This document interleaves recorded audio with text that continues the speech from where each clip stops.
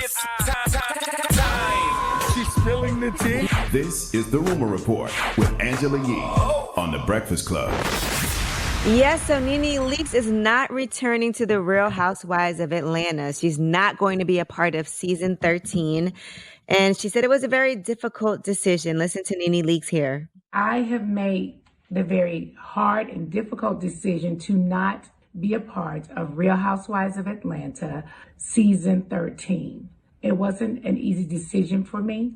I started on the Real Housewives of Atlanta in 2008. I can say that I was a part of a genre that opened up doors for Black ensemble reality shows to step up and be a part of what we all now love so much, reality TV. I wonder what those negotiations looked like. I wonder if they were actively negotiating with Nene Leakes, and she said no. I wonder what happened. Well, she had posted, protecting my peace is the utmost importance to me. Fighting for Black women's rights is a passion of mine.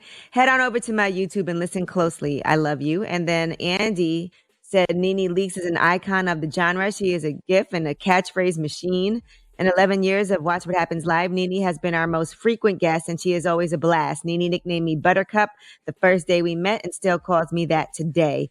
Through her whole run, she has always had a serious concern and drive to maintain the success and well-being of Real Housewives of Atlanta. I'm going to miss Nene on the show, but I'm hoping we work together again soon and will remain in each other's orbits forever. I respect it. I respect the fact that, Nene says she wants to protect her peace, and no amount of money is worth your peace. So drop That's on the right. clues bombs for Nene Leakes. And knowing Nene, she got something up her sleeve. So she's heading to do something bigger and probably better. So shout to Nene. She drives a hard bargain too. Salute to Nene. All right, Dolla and Alicia Keys, they're some of the guests who will be giving insight into the making of one of their songs. It's a new Netflix show. It's called Song Exploder. So there'll be in-depth interviews, behind-the-scenes footage, and demos of the record and more. So he's going to be breaking down L.A., Ty Dolla $ign, which featured Kendrick Lamar, Brandy, and producer James Fauntleroy. And yeah, so you can watch that. That's going to premiere October 2nd.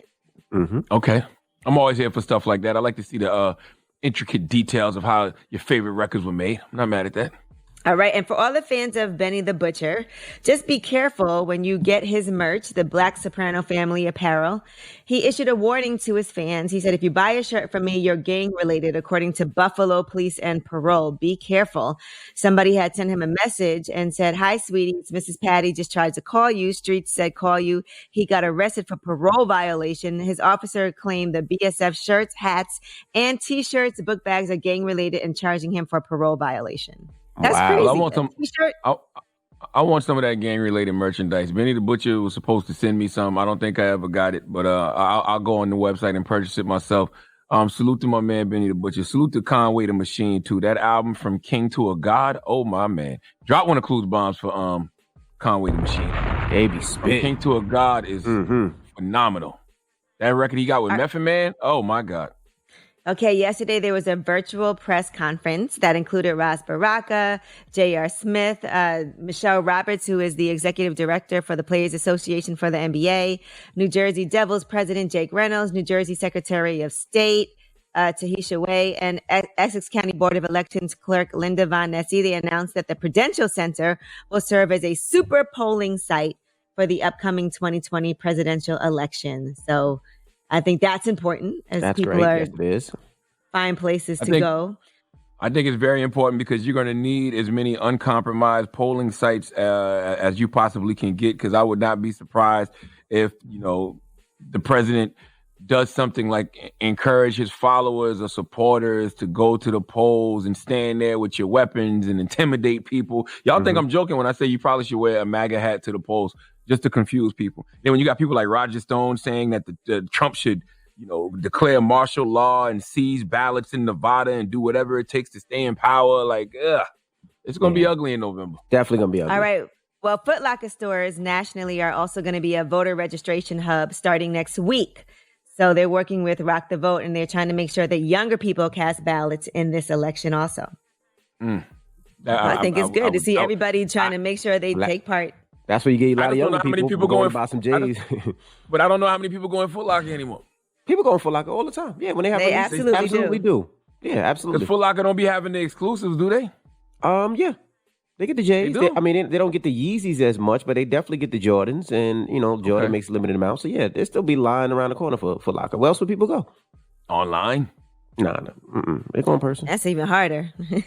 People be camped out and making sure that they are on that line to make sure they get their sneakers. All right. Now, Alyssa Milano says that her COVID-19 symptoms have still been lingering 6 months after she was sick. So she said there's still lingering effects. I still have shortness of breath.